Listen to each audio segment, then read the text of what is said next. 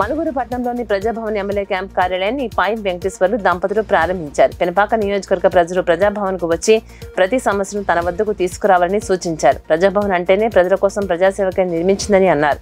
ఈ కార్యక్రమంలో CPI party రాష్ట్ర నేత అయోధ్య డిసిసిబి డైరెక్టర్ తూళూరు బ్రహ్మయ్య, కాంగ్రెస్ నాయకులు, కార్యకర్తలు కార్యక్రమంలో పాల్గొన్నారు.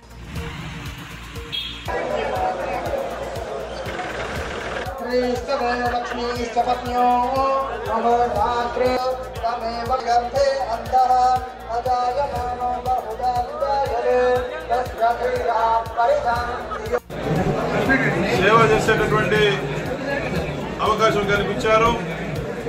ఒక రాజకీయ నాయకుడిగా కాకుండా, ఒక ఎమ్మెల్యేగా ఫీలింగ్ రాకుండా, కుటుంబంలో సభ్యుడిగా, ఒక అన్నగా, తమ్ముడిగా, సామాజిక స్పృహలో సామాజిక సేవ చేసిన కోణంలో ప్రజలందరికీ సేవ చేసే సామాజిక సేవ చేసినటువంటి కోణంలో ప్రజల దగ్గరికి వెళ్ళడం జరుగుతుందనే విషయాన్ని నేను గుర్తు చేస్తా ఉన్నా.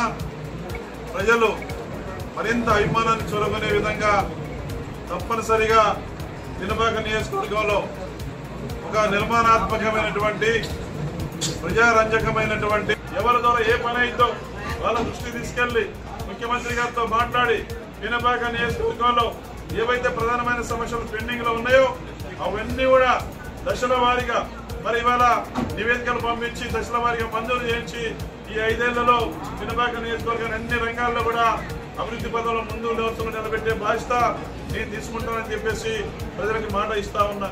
అదే సందర్భంలో